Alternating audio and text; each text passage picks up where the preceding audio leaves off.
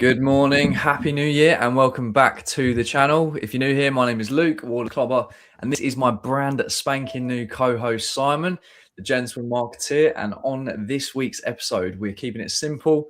If we're starting reselling again right now, heading into 2026, what would we actually do? No hype, no trends, no guessing what's about to blow up, just the lessons we've learned from the years selling on eBay.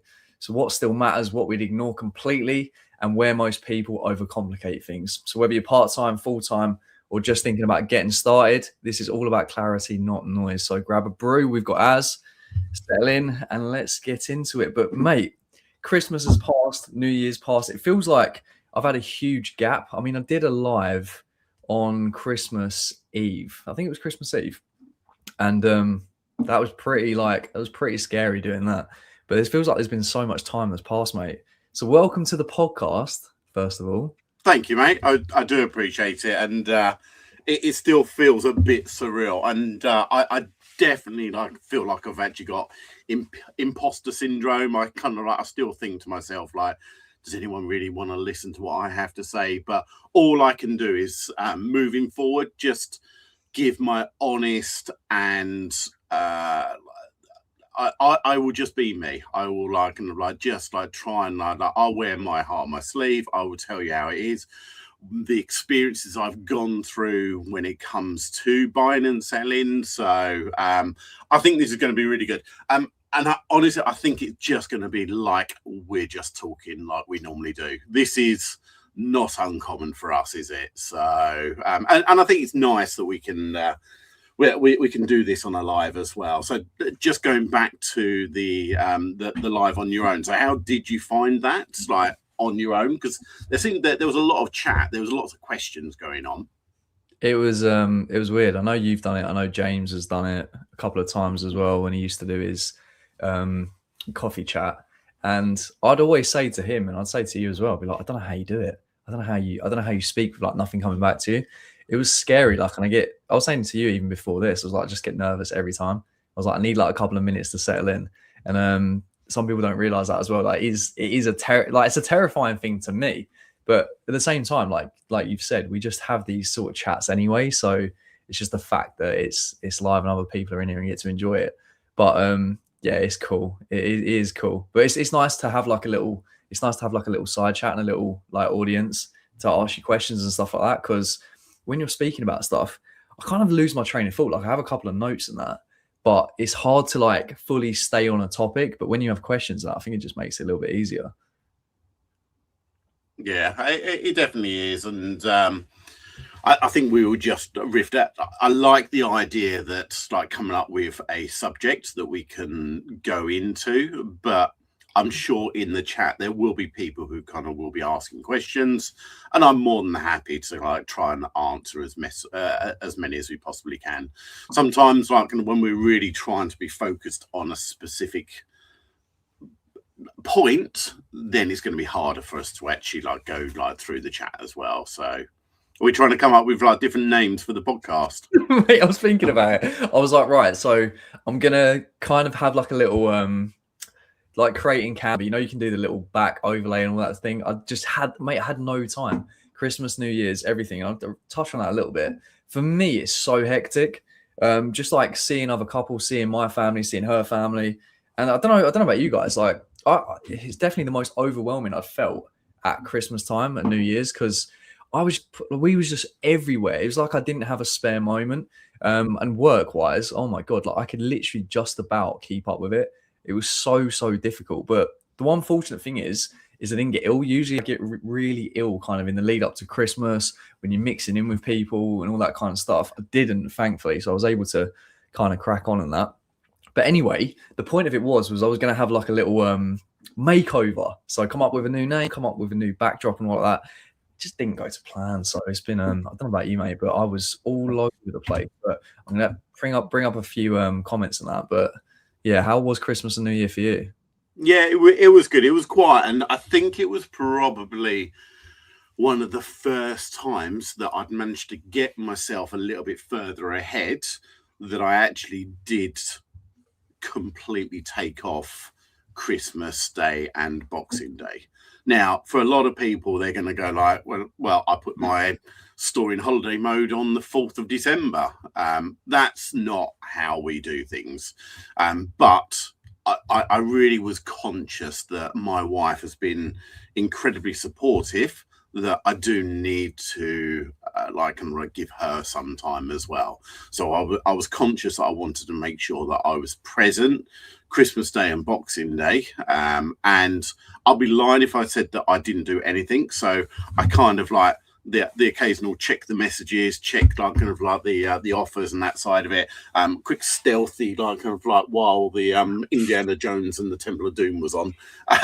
But on a whole, yeah, I actually I unwound for a couple of days, which is, if anyone knows me, that's pretty unheard of. I normally will be working every single day. So, but no, it was nice. It was nice to decompress, and it made me more focused, and it turned me into more of a madman. So the day after Boxing Day, I was on it.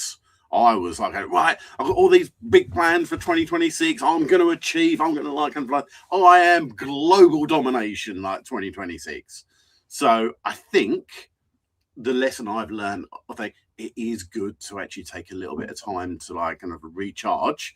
And I think it just motivates you to do even more when you do get back.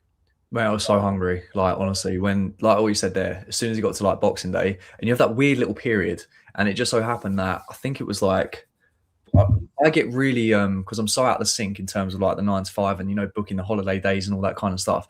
But I think it fell pretty perfectly. I think there was just the odd Friday, but it was a good opportunity to take the whole of it off, and it definitely felt like that. Every person I knew was off and doing stuff, and then as soon as it got to that weird period, I was like, mate, I need my routine back. I need to get back into this. I was dying to just get back in the flow. And there's nothing against Luce and that being here, but she could literally be laying in the other room or being on the sofa watching telly and that. She doesn't even do anything. And I'm walking in you're right, do you need anything? I'm gonna have a coffee. Do you want to I'm distracted by the fact that she's here. So I was like, right, you need to go back to work so that I properly go back to work. But yeah, she's now back in. But I was saying, because she recently took a new job and she's been getting up. Well, she has to be in for 6:30, and it's been forcing me out of bed, to be working at 6 o'clock.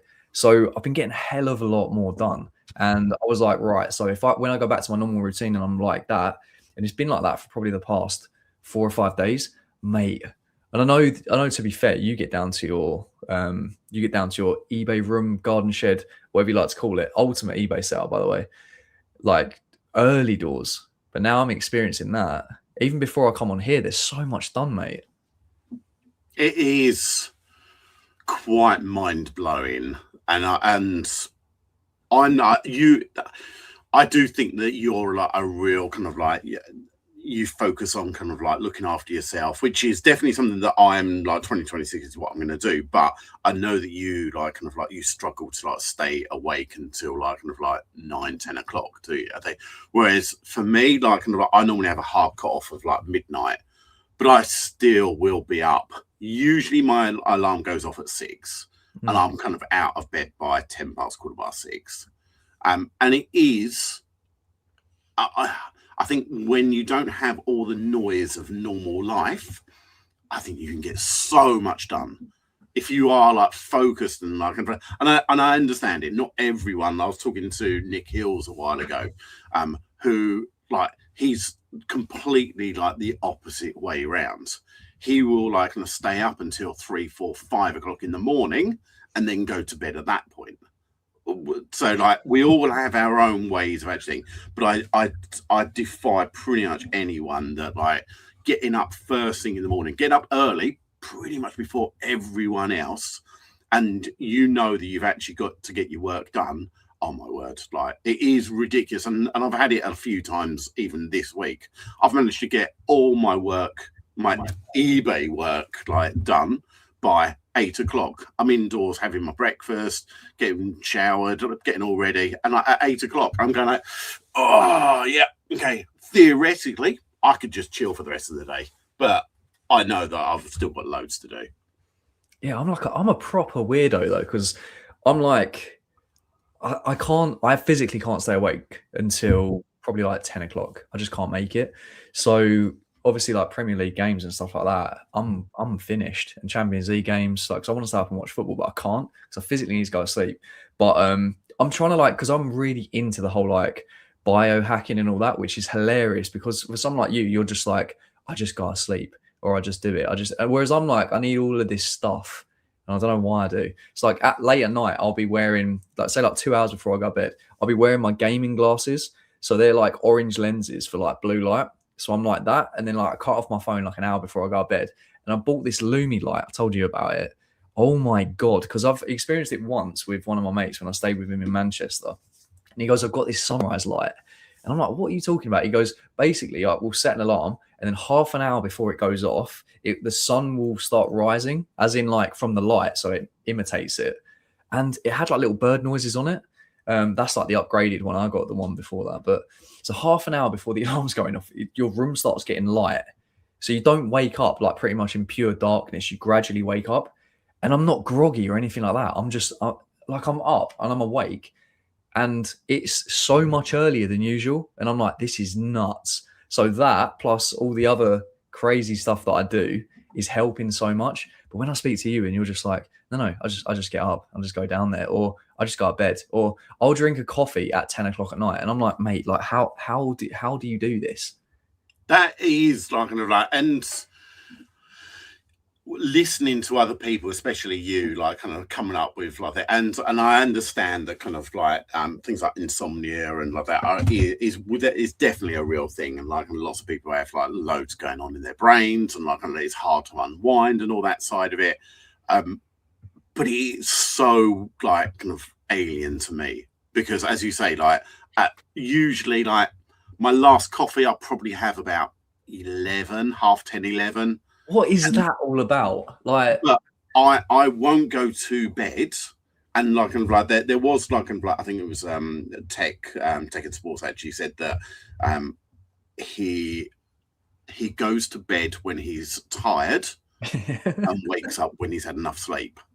And I do think there is like an age thing about it, and and again, I'm being very general here. All I can say is about me. The older I've got, and when I was like in my 20s, 25s, I was a nightmare. I used to be like the typical teenager, sleeping like for all the hours, like kind of like in the day and the night, like ridiculous. But the older I get, my body appears to like need less sleep. So the process for me is like I will go up to bed like, and it will be like kind of like midnight normally. Like by the time I get into bed, my routine is like my treat is like 5 minutes of rubbish TikTok, and I kid you not, that goes off onto the side, and then lights are off and go, and I'm asleep, like deep asleep, within 5 minutes. it's honestly, it blows my mind. And I think there's a couple of people talking about it. By the way, this Lumi light, sorry to cut Simon off or whatever, but it's insane. It is actually mental. And if you haven't looked into it or whatever, they're a little bit expensive. I mean, the one I've got is like 70, but I've got another one apparently that I haven't used at a mum and dad's house that was like the cheaper one. But yeah, crazy. But that's what I mean. That's the reason why I think it's going to be great having you on here as well, because differences like that is funny to me, and it's a completely different opinion. I need all this stuff, whereas you're like, no, just do it. Like it is cool. So I think you're going to bring a lot of value to this. But I wanted to move on to the actual topic, which was what we do differently if we started again. And I think it's probably Just before you do that, like Luke, and think, and I don't know if you like wanted me to remind you, but we was going to have a quick chat fairly early doors about kind of the time frame. So I thought like that might be a good idea while there's still people before the school run. perfect. Yeah. So what we wanted to discuss, and this is people in the live chat, and then also the people that will be watching the replay, is it's always been 8 o'clock in the morning, but because of this whole like, I feel like I can naturally wake up a lot earlier and I can get stuff done. The whole point of it being 8 o'clock was to suit me and James. And then also it's like it doesn't cut into the day because I was waking up pretty much and doing the podcast. Whereas we feel like we can push it back a little bit to help other people, maybe join the live, people on the school run, all that kind of stuff. So to you guys now in the side chat watching the replay, what do you think is going to be, what preference is it to you? What time we would start? So it starts at 8. Is it better for you if we started at 8:30, 9, 9:30? I think 9:30 would probably be the cutoff. It wouldn't be any later than that. So out of those times, current time now, 8:30, 9, 9:30. What's going to be better for you guys? So put it in the chat now. Put it in the replay. 6 a.m., 4 a.m. Yeah, we're not going to go earlier because I think I'd like to get a bit of stuff done and then kind of like crack on with this and then go about my day. But yeah, if 9 o'clock works, if 9:30 is perfect, let us know in the chat what's going to be best for you, because the thing is, I've spoken to a few people as well, and the school run, I didn't realize how much it affects people being able to listen to this. I think we probably go and start this maybe bang on. I mean, do people drop their kids off at 8? Is that what it is, at 8:30, or we just we're in that awkward spot, I think?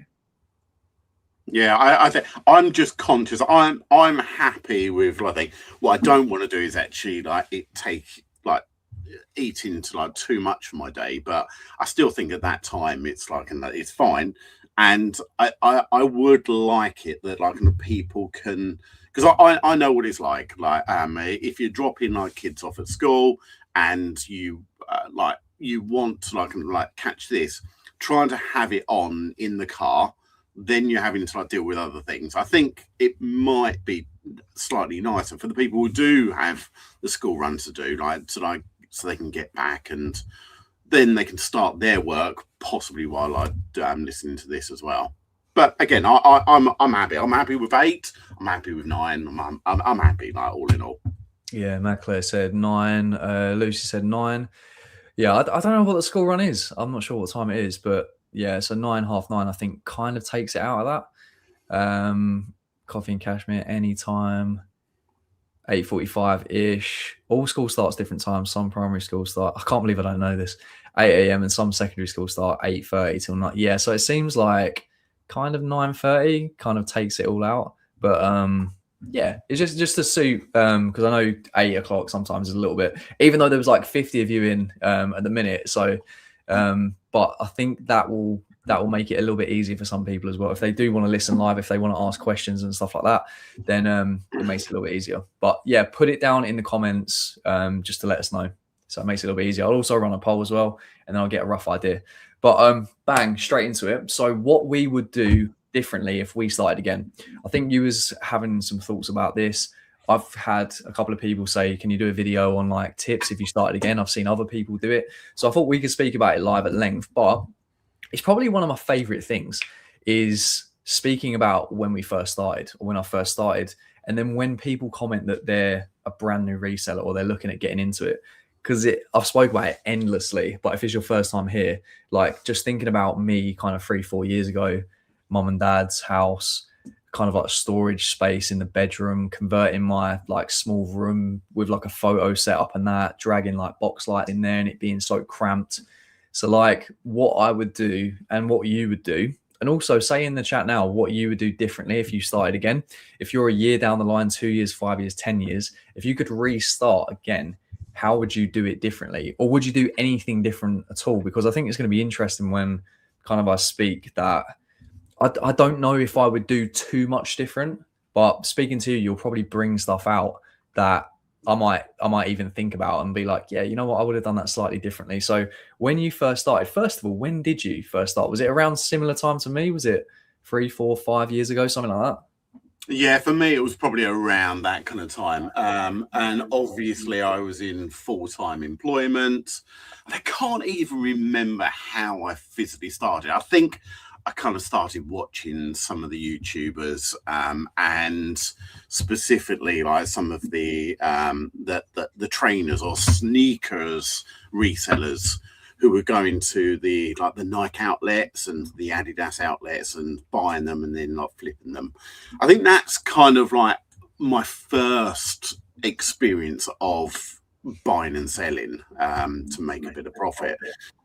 But I think the downside for me, which was the cost of goods, even though it was cheaper, it was quite kind of expensive to actually do. So even if I was going to the Nike outlet and paying £30-40 a pair of shoes, I'm probably only picking up like 2 or 3 pairs because I had to manage, like, I didn't have loads of money at the time. So that model was quite difficult to get into. So for me, I would probably say to myself that that probably wasn't the best way to like start it. But it gave me an introduction into like buying and selling. So you saw content around like sneaker reselling. Sorry. Yeah. So that the first initial thing was like curiosity. Was you going to YouTube? Like was it the whole side hustle thing? It's like that's the more like broad term. That's where kind of people go, because I think I initially looked at different things, like the setup costs and all that kind of stuff, like the equipment and how probably potentially easy it was going to be. Like I think it was more so that side hustle curiosity at first. I don't think I was like, I didn't overthink about it. I again, that's quite me. It's like kind of like I'll see something and go, well, I think I can do that. I will go and try it without actually physically like thinking about, right, okay, like what is the process is and the thing. The older I get, the more I've done this for a lot longer. Now I'm kind of more kind of like I will dig deep into actually why, as opposed to just going like headlong into it. For example, like kind of like you, like in your couple of like ones back about saying like changing everything. Yeah. Like kind of like all your thing. So like that, I lost my mind when you actually told me that you'd actually done that. And I'm going like, well, there's no way I'm doing that. I could say, because I need to like test out things. I need to do like incrementally. Whereas like previously, I'll go, well, Luke's doing it. Right, that's it. I'm going all in. I'm going to do exactly the same as well. So I think it's very much a case of like, you just need to like kind of learn and like, I suppose I can not just jump in like blindly. I think it is a case of like kind of looking into things a bit more. I think I look into, especially in the beginning, like that's a terrible example because that's so not me. It's very erratic. Whereas I think in the beginning, I was, what was I doing? So I was in a job and then I converted over and set up a marketing company. And then I was doing that on the side to this. But I think my curiosity phase was, it was seeing people in it. First of all, it was YouTube. So jumping to YouTube, and then it was looking at the American guys out there. And I say the American guys, it was really one person, who Gary Vaynerchuk, who was walking around garage sales and said that you can just go get this stuff that people are putting outside their front garden or whatever, and you can just go flip it on eBay. And then he was saying, look, this is how you look at what they're selling for and stuff like that, and showed you like the solds and all that kind of stuff. And I think my curiosity then went to, oh, can you do that over here? And then I didn't grow up with car boots. It's not that I didn't know what they were. I just think, you know, when people say that, oh, I was going as a kid and stuff like that, my dad used to take me, all that kind of stuff. I never, ever went. And then realized that it was, so I just thought it was pure like sourcing ground for resellers. I never thought about this whole like buying and selling like traditionally back hundreds of years ago, all that kind of stuff. And people were doing it like whatever.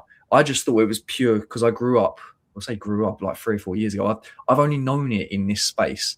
So I then went over, and the likes of who was in here earlier, like George Ross and Nick and all that kind of stuff, it kind of went to that. But I took ages, mate. I didn't just like dive into it. And like, I watched so many videos, and it's the same with YouTube. It's the same with everything. I consume so much and then go and do it. Whereas you're like, oh, just throw yourself in, maybe learn as you go along, all that kind of stuff. And I think that's why, you know, like you say about the whole researching eBay solds and stuff like that. You're like, I just learn as I go along. Whereas I'm like, no, I need to sit here for a while. I need to look at this. I need to be prepared. Go to the car boot, go to the charity shop, scroll on Vinted. So then I can literally just, I already know it. Do you know what I mean? That's the differences in that. But I've always felt like from the beginning, I need to be like, everything needs to be in line. So all the processes needs to be in line, done, and then I go.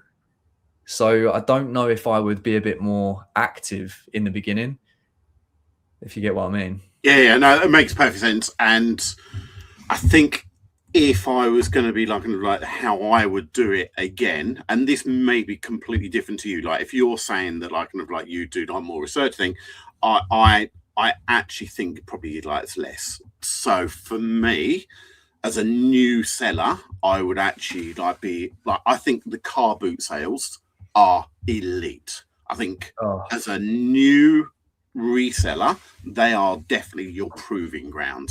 And 100%, I would always say to people, become an everything seller to begin with, which is really like kind of like counter intuitive to what we do, because we've specialized in like clothing, like where that we've got a niche. But I think you need to learn, like you need to like get your information. You need to learn the process of buying something, listing it, and sending it and getting it shipped. If you've then worked out what you really enjoy, you actually then can start going like, actually, I really enjoy, for example, like media. You might go like, do you know what? I can pick up this, like these items like at like dirt cheap, and they sell really well. Well, maybe that's going to be the ones. You might actually go, right, okay, like, I can get DVD players or kind of VCRs, and you might go like, I can get loads of these. Don't really like packing them up, but good margins. But then you start getting like, this doesn't work, or like, do you want to go down that route? I think learning to begin with what you actually enjoy selling and has got abundance, what you can actually physically find, I think that is like absolutely key. I would always say to people, become an everything seller first, learn like what reselling is all about. Then once you've worked that out, then if you want to grow it, again, you might actually stick with just being a everything seller. And there is nothing wrong with that. You can have a beautiful, beautiful model. If you want to scale and make this a bigger, I think you then have to like go into a niche. I think it feels weird saying that now when you're a little bit down the line. And I was speaking to you about it the other day as well, actually, and you kind of brought it back to me because I keep forgetting what it was like in the beginning and why kind of you have to go through that. And what you just said there about the enjoyment and the excitement, I get excited about, say, like sports stuff, golf equipment, all that kind of stuff, and say like gaming stuff, because I grew up like when I was 16, it was like prime Call of Duty, COD 4, all that kind that was when gaming, like, others will argue, but for me that was when gaming like truly kicked off. Like that was like you were before school, after school, weekends, like it was epic, honestly. So the whole like nostalgia thing comes into it as well. But it was that whole like, and you touched on it there, like abundance, and that might be actually for like down the line. But I tried the enjoyment side of things, and it was cool, but it was all over the place, and I didn't realize that it was all over the place in the beginning, and that was probably a good thing because, like I was saying, it was storage system in mum and dad's loft, and it was these huge bins. No shade on bins, by the way, but it was just like I'm working with what I can, with what I have. So I just had big cardboard boxes, and then it was just like randomly getting slotted in, and then it would go on the SKU system like A1, B1, all that kind of stuff. But like you said there, you get to know what you enjoy doing. It's like I like golf stuff, and like it's funny because James has been having like real good success with like golf equipment, golf clubs, all that kind of stuff, selling for like crazy stuff, crazy margins.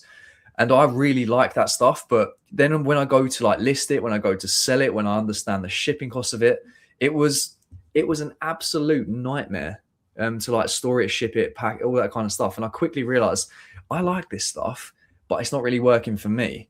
So the whole like enjoyment side of things, if that's you, that's sick, like that's unreal. But for me, it got to a point where I was understanding fairly quickly that yeah, I enjoy this stuff, but it's not working for me in terms of like, but I love the whole efficiency side of it.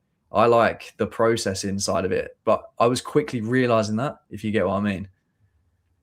Yeah, it is, and I do look at other sellers, and you can see the joy that they get when they like pick up something that they're excited about.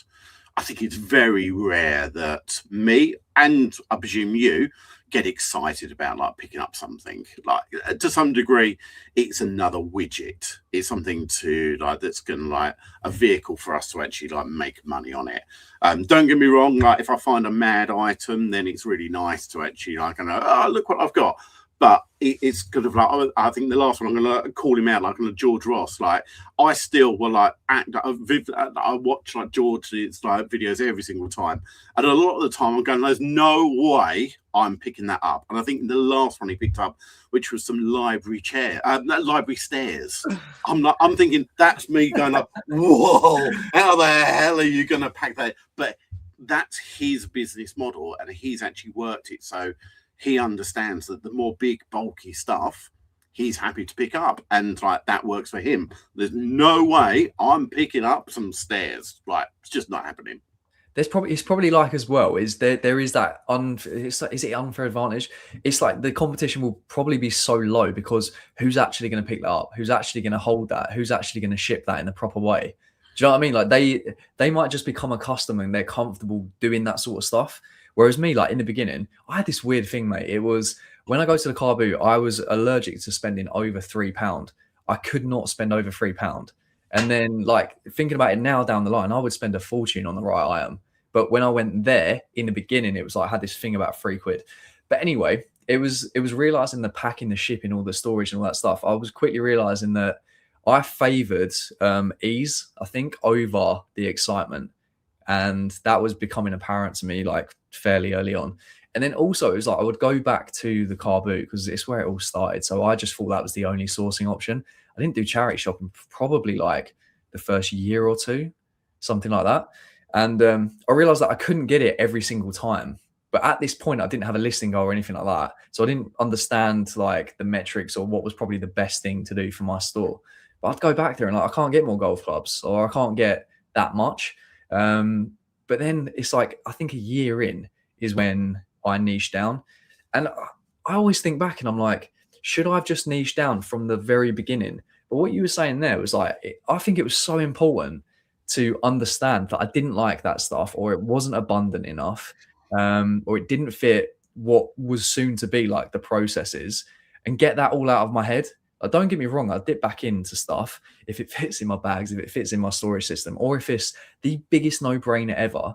And there was one recently where I picked up I think it was a tailor-made bag, golf bag, which basically still had this like the seals on the legs for a tenner. That was like 125 turnaround in a matter of 24 hours. Like that, I will happily do and put in the corner of the storage container. But I think that what you said there at the beginning was so important. So like some people that haven't started may listen to us and think niche down, niche down, niche down. And don't get me wrong, it's the best thing I've ever done. But that initial window of when you're first starting to understand like you and what you like and all that kind of stuff, I think is paramount. The whole process of, and I say car boot sales, like, and I think they're kind of like your best stomping ground when like to get a real varied amount. I think if you go to like kind of the charity shops, the majority of stuff is going to be like clothing. So yes, you can like start going down that route, but yes, you got a little bit of bric-a-brac. You might actually like think, oh, actually, I might go into vases or some breakables. Well, then you can learn actually, do you like want to pack these up? Do you want to take the risk of sending them? You might think all these ways is so important, like in the growing aspect of being a well-rounded. So I'm happy enough, like if someone asks me like I'm thinking about like going into this niche, do you know what, okay, like it's been a few years, but I've got enough knowledge that I can pretty much say to people, right, okay, like these are going to be your issues, this is actually like how you can overcome it. Okay, are you happy that this is going to be the hardest part of your business? And that might be like customer service. Like my DVD player is not working. Like I think it might be your packing. It might be the sourcing. So you need to work out what is the part of the business that you're happy to like thing. Whereas for us, like I still think, yes, we've got abundance. I'm not finding like kind of the absolute high-end bangers that sell for like £100 plus every single day. So that's still my kind of like my issue, even like when I've scaled to this level as well. So, but I think, yeah, just like kind of having a well-rounded knowledge is good to begin with, then you can start going, right, okay, let's like work out what I can actually do on a regular basis to grow this business. I think that was a good point as well. It's that you said it was abundant. I said clothing is abundant. Clothing in general is abundant, but it doesn't mean that every single piece. I mean, the stuff that we're looking for, especially when your knowledge increases as you want to increase your ASP, you want to make your life easier. You want to sell, I don't know, higher ASP stuff, and then not have to get a load of crap and stuff like that, and or what you thought was good in the beginning, which may now be nowhere near as good, is difficult. It's getting more and more difficult, I think. But yeah, what in terms of like that's kind of how I would keep that the same. But what would you do kind of differently in the beginning with that? And I'm thinking there about the whole like, you know, pig being and everything seller going around it. But you touched on it there about, oh, would you go to charity shops and stuff like that? Would you throw yourself into car boots in the beginning? Like, or would you kind of, because some people really don't like them, mate. Some people don't get up early. Some people think it's absolutely hectic. And don't get me wrong, it's an absolute circus every time I go. But I think it's hilarious. Like when I see people rowing and like kicking off and like negotiating and all this kind of stuff, like and competition is everywhere. It's fierce. Like it is a bit off-putting for some people. Do you think you should maybe throw yourself into it, or do you think if you want to do a charity shop route and leisurely make your way back to where you live and do like 3 or 4 towns, or do you think get comfortable with everything? Because if one gets cut off, you might need other sources. I think initially, if we're talking about like getting started, I still think that the car boot sale is the best one to go to. But let's be like absolutely realistic. You might actually start going, okay, I'm going to try January, like January the 7th. I'm thinking about becoming a reseller. Okay, right, where can I go? Right, okay. Simon and Luke said the best place to go is actually car boot sales. Right, okay. It's not really many car boot sales on at the moment. You've probably got to wait till like March, April, May time before they start. Are you going to go to a winter one? I don't personally. It's just not something I do. I do sometimes think to myself I should, but it's not really like a bit of me, I have to say. I think it's a bit different though, isn't it? Because say we're predominantly or pretty much like 99.9% clothing. We go to a winter one, there's nowhere near it as many stalls as there is in the summer. Plus, we're looking at what's on a top, what's on a rail. Like we're restricted in that sense. So for me personally, like for everything people, I think it's brilliant still. But for me, like I want to go when the opportunity is at the highest because I'm okay at the minute. I'm okay like getting it through in other ways. But for people that are doing everything, what would you think about with them? I think there is still lots of other options. I think you can I think James, like Bold Finds, obviously the mighty Bold Finds, has been really like active about saying that he's been like picking up lots of stuff from Facebook Marketplace. Again, if you're an everything seller, I think that's a real untapped place to get like lots of really, really good stuff. You've still got things like auction houses. You can like go to there and like bid on to like bulky stuff. You can like you can go online and like do a bit of sniping. Sniping again like comes into you need the knowledge. I think you can get yourself into real trouble. I wouldn't say sniping is a good thing. And sniping just basically means going on to an online platform, buying something under market value, and then like selling it on for a profit. The only way that ever works is if you've got really good knowledge, because on those platforms you normally have to pay more for these items. Whereas if you're out and about, you go to auctions, you go to charity shops, you go to these other places, then you can get them at a lot cheaper prices. So your the issues of actually kind of overspending aren't as bad. So I still think there are issues, but again, like kind of like if you can like get out to the car boots, that I think is definitely the best way.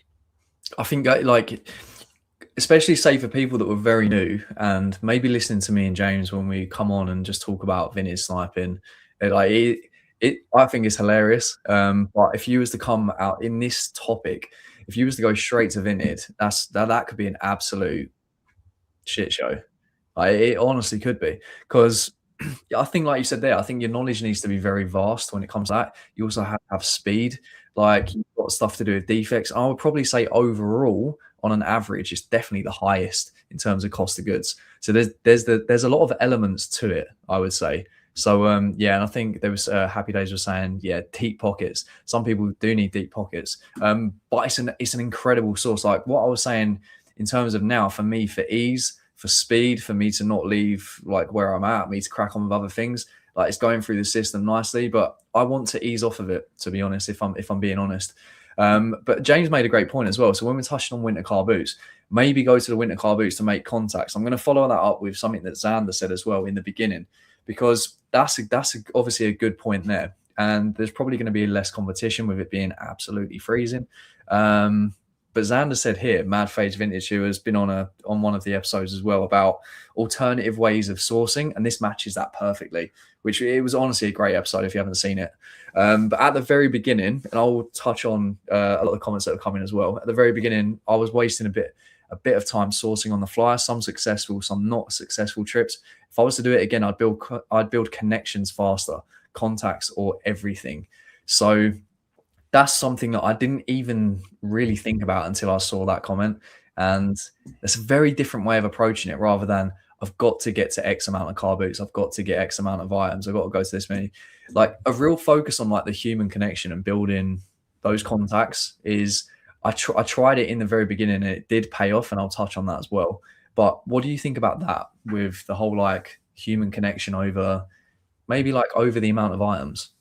I think I've been very vocal about that side of it. I'm quite old school. I'm still analog, whereas I would class you as more digital. You're happy to actually try and source stuff online and all that side of it. I think my computer, I must find stuff. I do struggle with that. That being said, I also understand that I need to be doing everything. So yes, I need to be going online and sourcing online. But do you know what? Like the best way I honestly think is, as Ander said, like is that human connection. I don't think you actually like that buying individual items. Yes, to some degree, that's like it is fine. But I think if you can find that person who can get you regular stock, like for a good price, and you can physically like shake their hand and they think I'm proud that I've actually built up contacts that will ring me and actually say, Simon, I've got a load of stuff that's just come in. I'll put it by the side for you. Come and have a look, see what you think of it. If you want it, great. If not, I think we're losing that kind of like human connection, unfortunately. Like with that seeing people in the flesh and all that side of it. I think COVID was awful for that. Like I think people suddenly like kind of realize, I don't need to go out, I don't need to speak to someone. But the whole interaction, if you can like get someone on your wavelength, I think that's absolutely the way forward. So yeah, that's what I would do. Definitely concentrate on like making contacts. Yeah, I would really focus on that in the beginning. I definitely wouldn't let 3 or 4 years go by without really trying to like build some sort of human connection. And I think that's partly why I really like car boots as well, because it's a lot of connections in like a matter of like hours, and I love it. And I'm definitely going to bring back some more of the car boots videos. There's actually one coming out next week, which I haven't done in bloody ages, so I'm excited for that one to come out. But yeah, I think there's nothing really better than that. Having like a one-to-one with someone else, or one to maybe like 5 to 10 like suppliers. I mean, in a dream world, like we would all love that. Obviously, like one person, repeatable process, similar items coming in, or maybe varied amounts. But that's what I always think as well. Like the whole charity shop thing. If you're in with them, if you go through the back door, it's a beautiful like way to source, I think, because you've got that human connection. You've got real lack of competition unless someone else is coming in, and hopefully it's a repeatable process for a while. But then you also can have the fact that they might retire, they might lose their job or stuff like that. You might have another manager coming in. So you've got to obviously be careful of stuff like that. But that is that is number one. Like all this vintage sniping, all that, yeah, whatever, you can get 15, 20, maybe up to like 50 items through the door. And don't get me wrong, I absolutely love it. But I don't think it's anything in comparison to that. You could get banned, you could like lose your account. I don't know, like something could happen digitally or whatever, but that human connection, nothing like it. I couldn't agree more. I just think that like I think like still today, like kind of like some of the biggest deals that I've ever done, like that has been like kind of like face to face. I've like kind of like I've never like gone online and something like that. So like yes, you can go down like that. And this is another thing that we've not actually touched on, which is the wholesale side of it.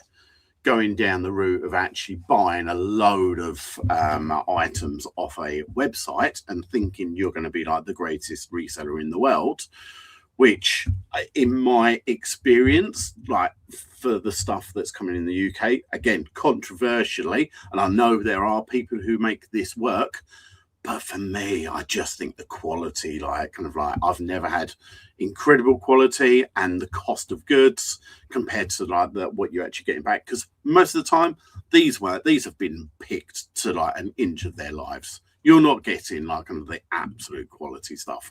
Whereas if you're going out and about and actually like finding the stuff, you're going into the car boot sales, you're going into the charity shops.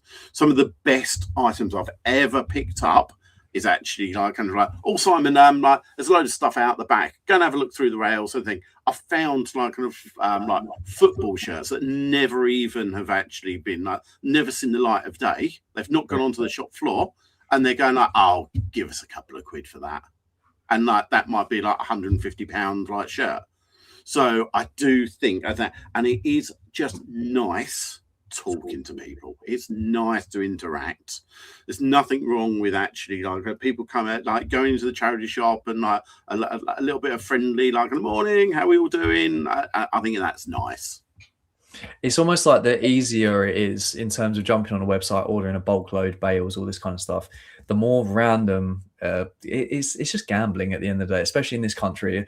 I mean, with the likes of Mad Phase Vintage Xander, we will not be able to do that episode justice. So if you want to learn about like wholesale in this country, around the world, alternative aspects of sourcing, especially now that the car boots are off. And I think it was like it was titled like "No Car Boots, No Problem," something like that.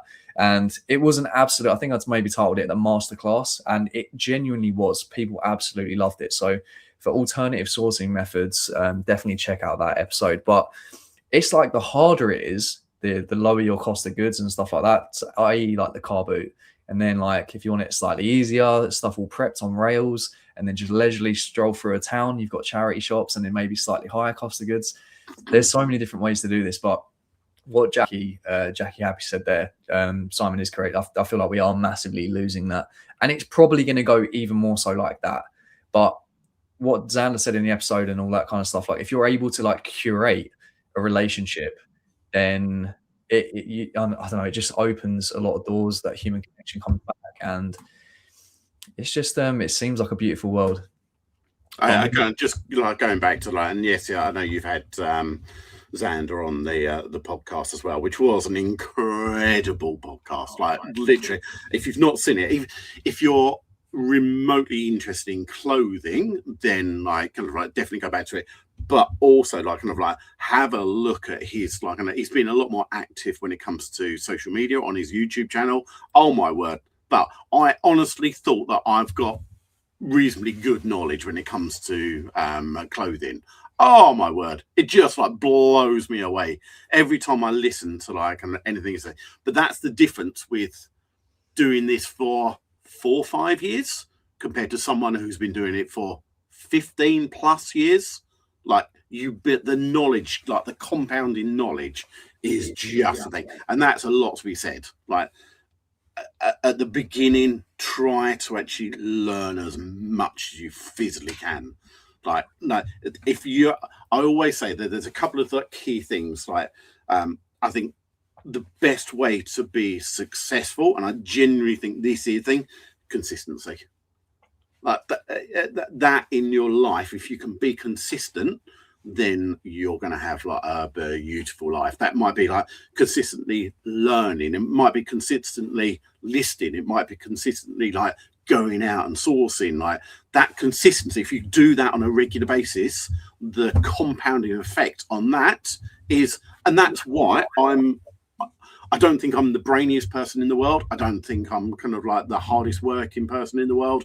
But do you know what? Okay, I turn up for work every single morning, like, and I'll do that every day. And like, I've managed like to build this like unit, my storage, like my stock unit in the back of my garden, like through pure like kind of like consistently and hard work.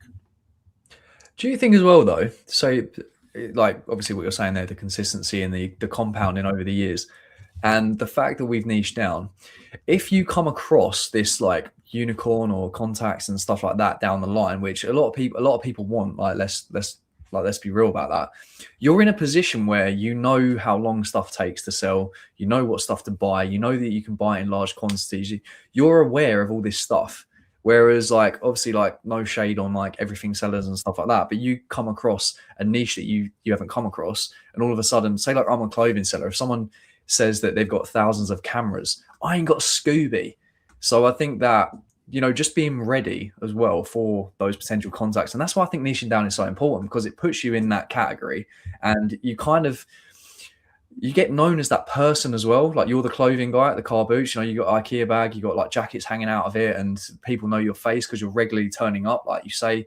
And then you're able to facilitate a lot of clothing, you're able to facilitate a deal that comes your way. That's why I think I'm glad.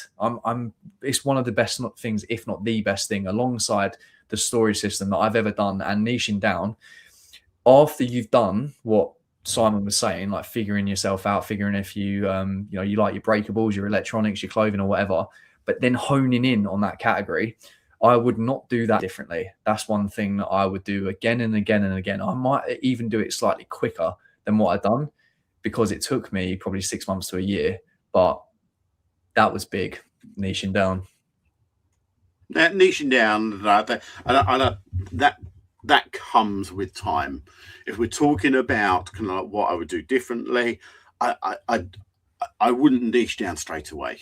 Like I just wouldn't. Like that's me, and I think niching down has absolutely transformed my business. Like it's turned it into. It's going to sound awful, like, but a hobby. I was putting a lot of effort into a hobby, but as soon as I actually like did work it out, have I actually worked it out? I don't think I've actually like fully worked it out even now. Like, yeah, like I still sometimes think to myself like, yeah, like there must be like more to this, but I do think that if you can work out what you actually do want and you can niche into that, then that will absolutely like kind of, but it will go from a hobby to a business. Yeah, and this Simster like sums it up perfectly. Exactly what I was thinking. Your instinct and mind does say that, to like niche down sooner, become more of an expert. Like I think that Chris Williams, so he said on like the Diary of a CEO, it's just like try to get mastery in like what you do. Try to be like as high level in as what you do as possible. But instinct saying niche down sooner, but it was part of the journey, and it's nice to think about that time where don't pay over £3. You're picking up Vespa motorbike helmets and all this crazy stuff, and it is cool to like think back on. But yeah, it's for me like doing that as soon as possible, but going through that pain, going through all that kind of stuff first. But Freyani Bentos, a question for Simon.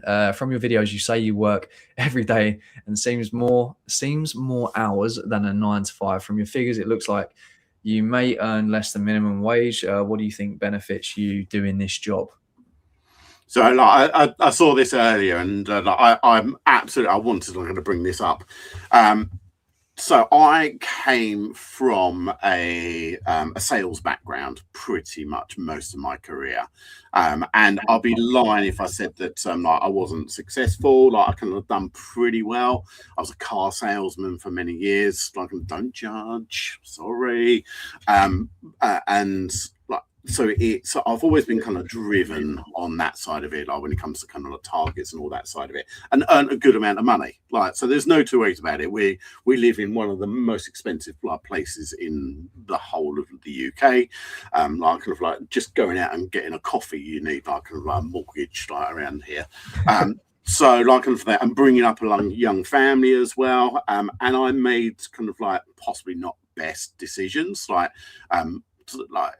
so for me, like that was always kind of, the money was always good. So yes, okay. Do I think now I'm actually earning like less than minimum wage? If I put into like the amount of hours that I actually put into this, potentially.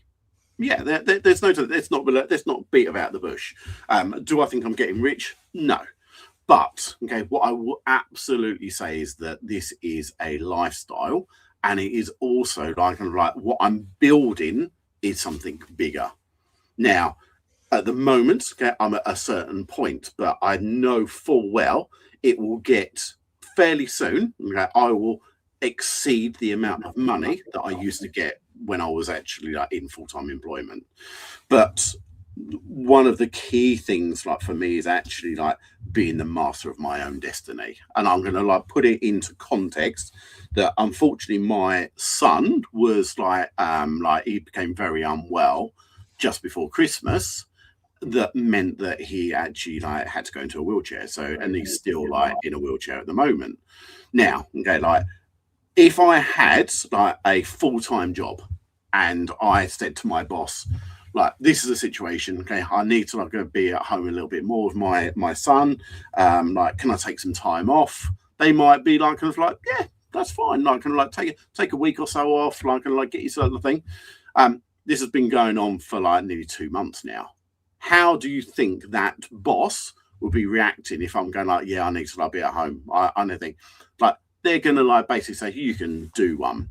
Now, the nice thing with like my situation is that yes, I'm still at home. Granted, I'm at the end of like kind of like the thing. I am the one in charge. If I need to like be here, I can do that. I don't have to ask anyone. I'm the one who actually. So yes, okay, money is absolutely important for paying your bills and actually having a good life, but there's more to it than that. It's not just about the money side of it. It's been flexible enough to actually say, look, I'm the master of my own destiny. I can make these decisions. So I get it. And I understand when people go like, oh, but you're working so many hours. You'd like to fly. Oh, like that. Don't you want to just sit on like under the beach or like go and like play, go out with your mates? No, I don't. I love doing this.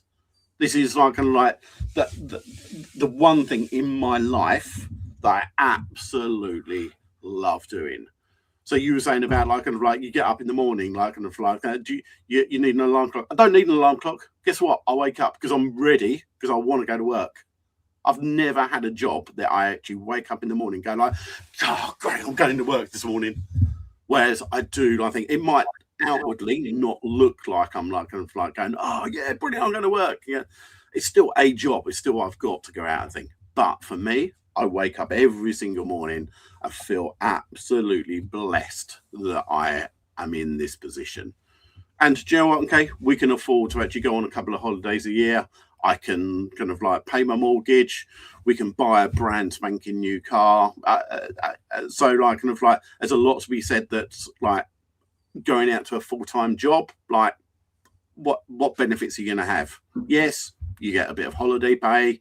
Yes, you can actually have like your 4 weeks like and like holiday per year, but then you still got to like ask your boss like, can I go on holiday on at this time? Like again, so yes, there are lots of advantages being like in full-time employment, but there's also like lots of like negatives as well. Look at what we're doing right now. We're literally on a podcast chatting. We just got a specific topic, and you guys see snippets of Simon as well. Like you'll see like 13, 15-minute videos, stuff like that. I see exactly what he does. So I see like the day to day, and he works his absolute arse off. But it's not like it's just a general job. It's not like it's, oh, I've got to do this. I've never heard that. Oh, I've got to take these pictures. Oh, I've got to do, like, genuinely, it's exactly the same for me as well. Like, I actually like this stuff. This stuff is pretty enjoyable. And what benefits you do, like, what benefits does he have doing this job? Exactly that as well. Like, stuff like that pops up, and the Batcave, they said no flexibility 9 to 5. I mean, you take holiday days and stuff like that, but I've had an incredibly traumatic experience this year as well with my partner, and there's no chance I'd be sacked if I actually took care of her in the time that I would have had away from work.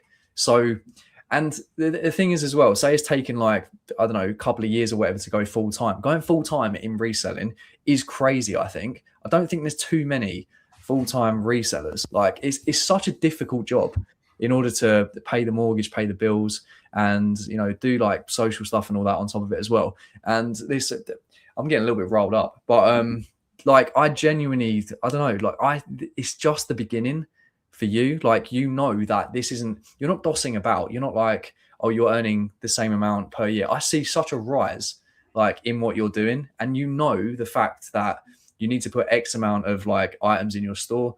The growth. Like, this is literally just the beginning, and the life that you're going to have, I would say, in like the next couple of years, and that will be insane.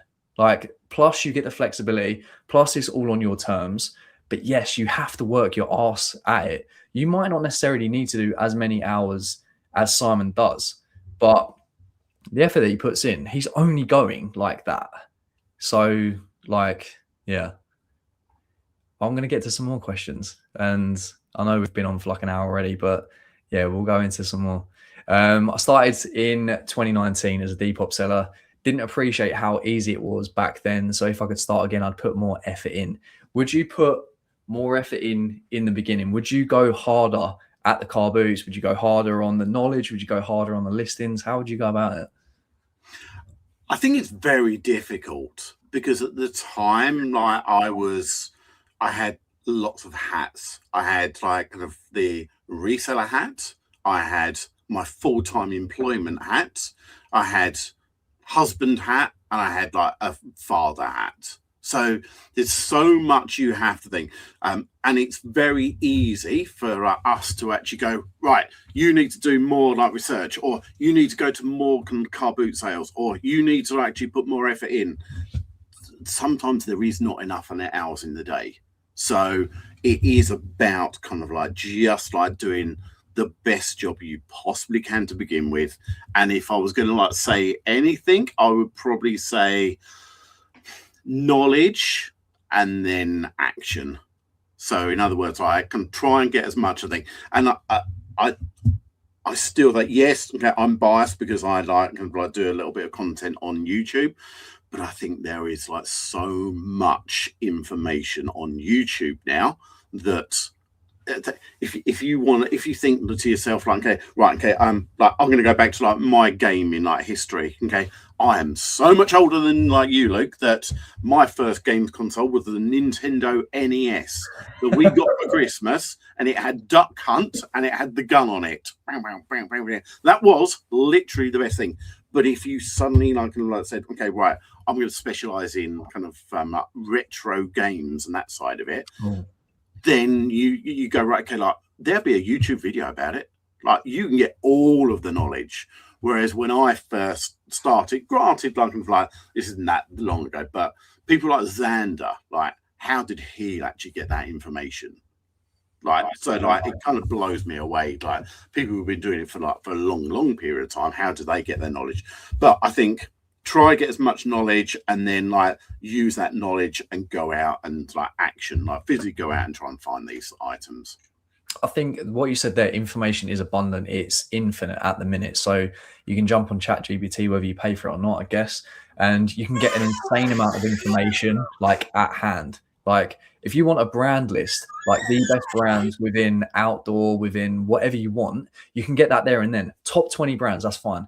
But is that going to teach you tags? Is it going to teach you materials? Is it going to teach you knowing stuff from the collar, from the inside of a hood? It's not. And that's where the whole experience thing comes into it as well. And I wanted to touch on when I first went to car boots, and I got in contact with someone who owned a rag house. And I was at Car Boot, so probably like maybe the first year or not even that. And then when I decided to niche down into clothing, so it would have been like around a year. I then went straight out the Car Boot, and I didn't go there for probably about a year and a half. I went and sourced purely at this rag house. So I would be going there every like 2.5 weeks and get probably like 2 to 3 weeks worth of like, I think it was maybe like 200-300. It was like the equivalent of 30 a day, something like that. A crazy amount of clothing. I'll do that every 2 or 3 weeks. And it was similar items the entire time. So it was like American tags, Fruit of the Loom, a lot of Hanes, all that kind of stuff. And it taught me a lot of sportswear and a little bit of outerwear as well. So I don't know if I've thought about it a lot, and do I regret that? Because I was there getting the same stuff. So I didn't expand on my knowledge really at all, apart from the selective stuff that they just had in abundance. But that taught me the tags, the material, the feel of stuff. Like, it was incredible. 90s, 80s, even early like 70s stuff. It taught me that so well that there's no chance I can type in ChatGPT or look on eBay solds and get the feel of it. It's crazy how much that taught me. So although I was taken out of the Car Boot, and although I was taken out of the knowledge building side of it, I built it in other ways. And I think that was so important. But I think about it now, and I always say, like, do I regret that time? But only thinking about it right this second, it genuinely taught me so much. You even showed, I think it was on your thumbnail, the Fruit of the Loom made in USA tag. The amount of times I saw that tag when I was sourcing from there is crazy. It's my favorite tag. Fruit of the Loom, that's rubbish, isn't it? Like, you get that from like anywhere. Like, it's not going to be worth any money, but if you find the right stuff, like it's incredible. Yeah, but it's that learning about key indicators as well, isn't it? Just learning actually, kind of like, what am I looking at? What am I physically thinking? Is it the material? Is it where it's made? Like, all that side of it. So yeah, there's a lot to be said about like knowledge. So I bought £30 worth of items to start myself off from a charity shop. It includes brands like Snickers. That's the workwear brand, isn't it? Hartford, Kenzo. My only problem is that I don't seem to get many views. Any improvement ideas? Thanks. There's so much. We could do a whole podcast about like exactly that. It's like there's no. This is the thing. Like, when people say, like, oh, good brands to buy, you need so much context, I think. And it's like, what's your margins? What's your sell through? What is it within these brands? It's very difficult. But from a basic perspective, like knowing a little bit about your brands, making sure your title structure is right, making sure your pricing is right. This is very like basic stuff. But once you get that, and you know about the brands, and you know about the sell-through, and you know about the models within the brands, because I don't think it's about brands at all. I genuinely think it's about the models. It's about the styles within the brands. Because some brands, you could think this is so generic and it's so like it's everywhere, but there's almost something within every single brand. I feel anyway. We know that like there are things within the Primark infrastructure that you would actually go, yep, that's an instant, I'm buying that. But there's like, on a whole, 99% of like items, you are like, that's going in the bin. You're just not actually dealing with it. But it's having the knowledge to know those little nuggets, like those ones that will make you the money. So, and that comes with time and actually trying to learn what the items are to pick up. Yeah, and Kieran was saying this as well. So, is it possible to find decent stuff in charity shops UK? So, yeah, questions like this as well is so wide and generic, and it's honestly with like charity shops, with car, you could say about anything. Like, there is stuff everywhere, or you can go on a complete charity shop route and find zero that hits your metrics. We could actually go Sunday to a car boot, prime summertime, and I could find zero. I could find nothing. But obviously, you build your knowledge, you understand all this stuff, and then more windows of opportunity open, more brands come to you, and all this kind of stuff. So from me, there can be decent stuff in charity shops. It's just like what hits your metrics, what works for you. I think that's what you need to kind of figure out as well, because maybe if everything's like, I don't know, a penny in there or a pound, like loads of stuff could work if your metrics was like, I just want to double my money. I just want to make a £5, like I just want to make a £10. But if your metrics are like I want to make at least £15-20 per item, it might be a lot harder. I was very much of the opinion that when I was early into like doing the charity shop runs, it was taking me hours and hours and hours just to do that, and I was hitting so many different ones.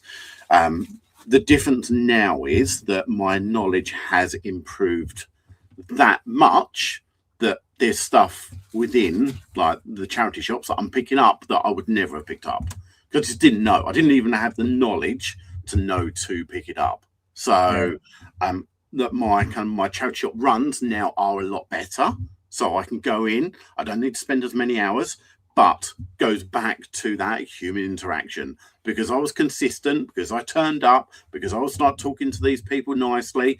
Then they actually go like, oh, hello, Simon. Okay, yeah, okay, we've got a load of stuff for you. Right, it's just out the back. It saves so much time. So again, I'm not definitely not saying that charity shops are perfect.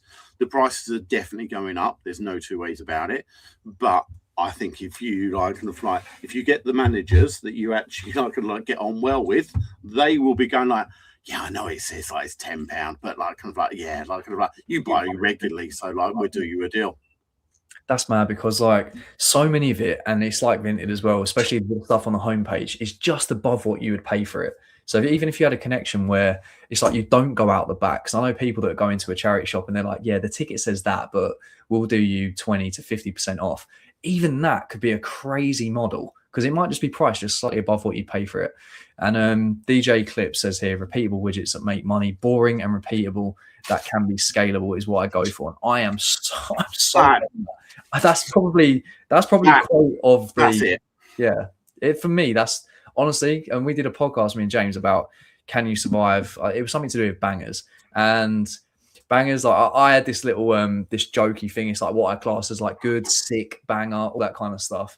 But I find the odd one here and there. Maybe find like one or two like a day, or I don't know, however many when I go to a car boot.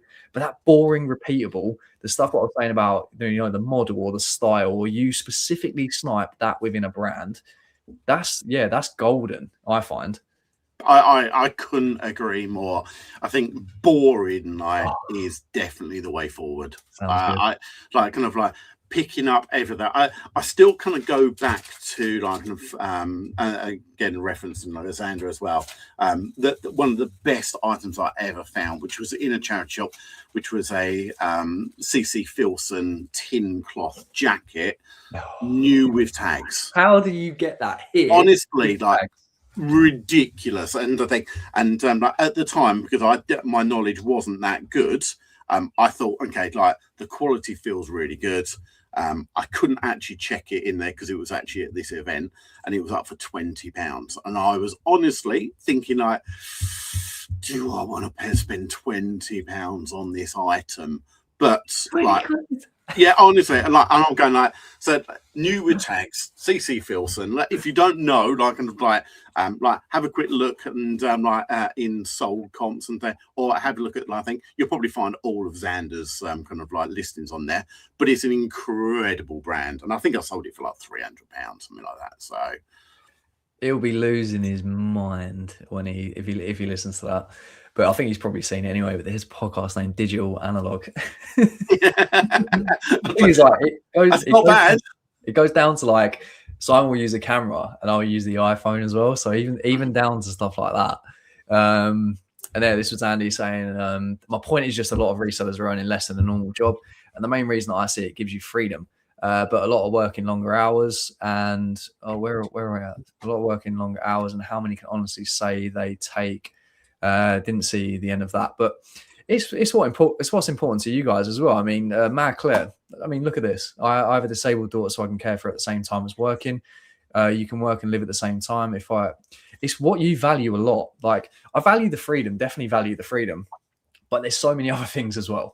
Like being able to build your own business that like works around your life and stuff like that is an absolute joy. Like, and I genuinely do like doing this stuff, but we went over that earlier. So there's definitely different benefits other than, some people might love, like relish a 5-10K pay cut to work from home and be your own boss. They might absolutely love that. Takes them out of the office, takes them out of the 9 to 5, takes away the, you know, the booking your work days and can I go on to this wedding at this time and all that kind of stuff. And oh no, wait, no, Claire's going to be in the office that week. Don't get none of that. So yeah. When was the last time since you've been doing that you had to ask someone if you can go for lunch? When was that? When was the last time you asked someone like if you could? Is it all right if I go and like make myself a coffee, or like is it all right if I'd like kind of like George is on like break? Can I go at the same time as him? It's probably been about 5-6 years. Yeah, exactly. Well, like that is Claire's never in the office. That's what like James just said. Gary Vee got me into reselling as well. Bought a load of mugs back in 2018. Honestly, Mug Life. If you watched him back in the day, I had the Mug Life Kick Larks. I had Gary Vee Mug Life hoodie, and it's limited edition. And I don't know whether I sold it because I got a medium and I bloody grew out of it. I wear crazy oversized stuff now, so just to give you context. But there's a couple more, so that's where I'm stuck. I need to find a supplier where I can handpick for quality items, but in bulk. I mean, we would all love like it's literally like the holy grail, coffee and cashmere. Go into one place, you know, either one or a couple of relationships, and a repeatable, boring process is beautiful. You know, with a great relationship with people, it is. But unfortunately, especially like in the beginning as well, you know, we have to do like the hard graft in order to kind of get somewhere with it. But honestly, it sounds beautiful. I agree. It's that for me, I just think that is where you go from like just one point in your business to it absolutely exploding. Because like kind of like if you look at any of the big businesses, if you let's take like Tesco's, like for example, like they've worked out the supply chain, they've negotiated the price, they've got the people coming to them to actually purchase it, and then they've just scaled that up to an absolutely crazy level. So like, and that I think is what we're just trying to do. We're trying to actually find the items that we can then sell, and we get the person thing, and then we can just scale it. But do you think, like, say if you came across this supplier or you came across this person or whatever, do you think if you hadn't have, say behind you right now, you got your setup, you got your photo set up to the side, you've even got your little packing station, like you're primed and ready for someone to like come along. You're kind of like you're there. Do you not think that that's important though? So say if you came out the gate, and I was looking for this holy grail, like when I was in the car boots, this person who can supply me with like thousands of stuff or whatever. But I had the storage space in mum and dad's loft and the bins and all stuff like that. If I had to like keep up, or if I had to like fulfill that, I had to. What's the way of saying it? Benefit them. Am I going to benefit them massively with what I had? I wouldn't have been able to do it. So unless I would take a small amount and then try and figure it out along the way, that's why I think it's so important. The process is, I don't know, we haven't touched on it massively, like the photo setup and all that kind of stuff. Everyone has their different stuff, but I think being ready, mate. So, and that I agree. And a lot of the time, people are rushing, and I remember this kind of like when I first started getting into it, and like then I started getting into getting into the group and seeing how other people were like crazy things, like kind of, you're doing 100,000 like a year. Oh, I'm never gonna get that thing, and like beating myself. I think it takes time. You have to like put in the efforts. I now kind of like look at again, I keep like saying Xander, but I look at Xander. Xander is I look at his videos and see the stuff that he's got in his in his warehouse. I'm going, that is incredible. He's also like built up like 15 years of knowledge and like the contacts and everything else. It doesn't come overnight. So give yourself a little bit of grace. So if you are new to this, don't expect to suddenly go I'm going to sell like 10, 15 items every single day, 7 days a week. Like, think if you can start by selling one or two, like every other day, then you get to learn and actually refine. We when we were just having the chats, we were talking about things like within our business, for example, where I do my measuring, okay, I know exactly where there is a spot where my my measure, my yardstick goes every single time. Like but I know there's a reason that my hand will go down, pick it up, so I can do the measurements. Everything is done for a reason, but it takes time to refine that. You can't expect to suddenly, as you say, if someone suddenly said to you, okay, like I've got 5,000 rab jackets at £10 a piece, like you might actually be very, very brave and go like, right, I'm going to buy that. But you also might absolutely destroy your business, because you might actually go like, well, I've got no way of actually storing those. I've got no way of actually marketing them. I haven't built up a reputation yet. You might actually put yourself like, you might go bankrupt from something like that. Yeah, so we had been in the right place, right time, and being ready for it. We had a point where we doubled our listings, and we was nowhere near ready, and it absolutely ruined me for about a month or two. Crazy, like completely threw my processes out the window. It borderline destroyed me for a while. But yeah, I think it's incredibly overwhelming in the beginning. Like if I recorded my day, like getting up, going to the unit, picking everything you see in the unit, coming back here, photos, all like what I've got going on, for someone just out the gate, that's so overwhelming, it's crazy. So I think understanding the platform, getting to know, even if I would really restrict myself, I'd be like 5 brands, just know them pretty well, and then try and maybe do a little bit of research outside. But the grind of going to the car booths, charity shops, all that kind of stuff, so important. I'm just summarizing now, just from like what we were saying, but don't get so overwhelmed with eBay, the platform, brands, and knowing all this stuff out the gate. I would really like restrict myself and know a few brands and that. And yeah, it takes time. I mean, it took me like 2 years in order to get into a spot where I feel kind of comfortable. And I think that's probably a reasonable time frame for you starting maybe any business to get really used to everything. To get it all like in crazy shape within a matter of months, absolutely no chance.